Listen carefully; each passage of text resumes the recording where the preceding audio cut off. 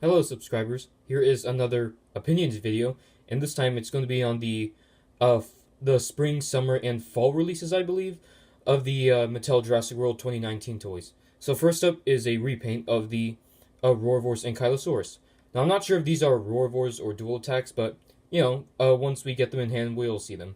So see, this repaint looks okay, even though I prefer the original. Most of these repaints aren't really impressive, so yeah, this repaint is decent, but probably be skipping out on it. Next up is another Baryonyx. Now, this is the second time the Roarvor's Baryonyx will be repainted slash retooled, because the first time was the Baryonyx figure in the Lava Surge playset. See, this Baryonyx looks pretty cool, the colors. It has a very swampy look to it. It seems to be the same colors as the prototype Roarvor's Baryonyx. And yeah, not sure if I'll be getting this one. The repaint does look cool. This is probably my favorite of the repaints. So yeah, maybe when I see it in the store, I might be tempted to pick it up. But, I'll see. Next up is a Ceratosaurus repaint. Now, this is probably the worst repaint, in my opinion. This, I don't know, the colors on the Roarvor Ceratosaurus was one of the best of the Mattel Jurassic World 2018 toy line. And also the sculpt as well. But while this one still retains the awesome sculpt, it doesn't really retain any cool color schemes. It's just a muddy brown covered with orange stripes. The horn and the eye seems to be the same orange color, and the spots don't even seem to be continuing all the way down the tail. So yeah, I'll definitely be skipping out on this one. Next, we have a repaint or retool of the Concavenator. And like the Ceratosaurus, I'll definitely be skipping out on this one too. I mean, the colors, they're not terrible, but they're just not super impressive. As you can see, the blue spots that go down the neck don't even continue to the blue spots around the hip. If the blue spots in this area were connected, then it'll probably look better. And also, this figure would have looked a lot better if the base color for it wasn't beige.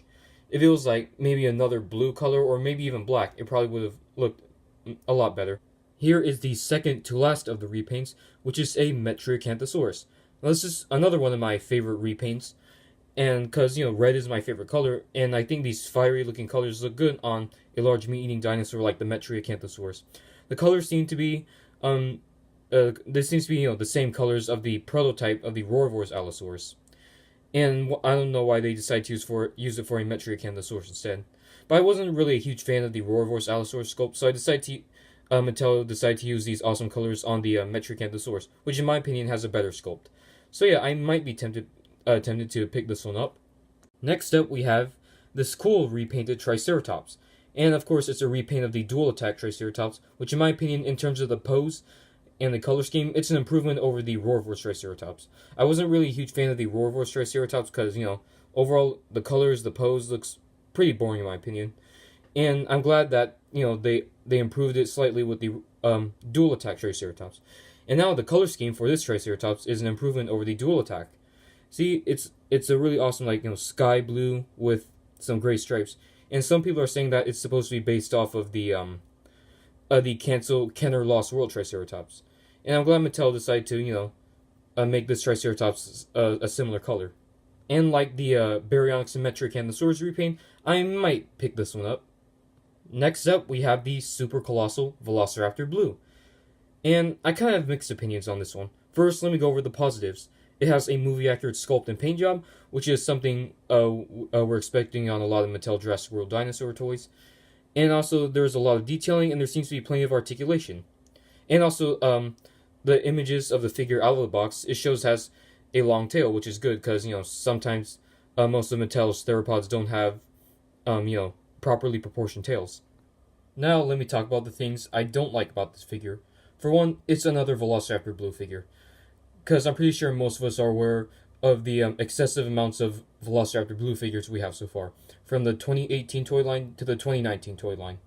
Another thing I don't like about this figure is that it's way too big in scale with the Super Colossal T-Rex. And I know they're not really meant to be in scale with each other, but if they did a Super Colossal Triceratops or Stegosaurus instead of the Velociraptor Blue, I think that would have been a better opponent for the Super Colossal T-Rex, rather than having the Rex fighting a giant raptor.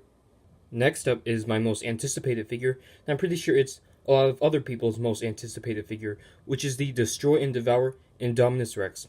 Now, I don't have much to say because this figure is just magnificent. The sculpt, the detailing, the action features all look great. And also the grabbing features seem to be stronger than the Grab and Growl Indoraptors. And Grab and Growl Indoraptor figure. And the feet do look oversized, but that's for stability reasons. And they look movie accurate. The only bad thing I can say is the tail looks a bit too small, but it doesn't look that small as, say, on the Albertosaurus or Spinosaurus. So let's move on to the last figure. Last but not least is a figure that is just as highly anticipated as the Indominus Rex, which is the giant Brachiosaurus. Now, like the Indominus Rex, I don't have much to say about this figure because it looks fantastic. See, the detailing looks pretty good, the movie accurate sculpt and paint job. And I'm hoping that this figure is real feel, like the Mosasaurus, because if it's not real feel, then I'll probably be slightly disappointed, but that doesn't take away from the fact that, like I said, the sculpt and the paint job is movie accurate. And this is going to be a legacy collection figure like the Spinosaurus, and hopefully it doesn't have the same distribution issues like the Spinosaurus. Well, there you have it, guys. This is my opinions on the Mattel Jurassic World Dino Rivals figures that were revealed over the past weekend. And, of course, the ones I'm most excited for, and I'm pretty sure the ones that everyone's are excited for, is the Indominus Rex and the Brachiosaurus. And I'm praying to God that this Indominus Rex doesn't have cheap plastic. So yes, if you guys like this video, leave a comment, like, subscribe, and I'll see you in the next video.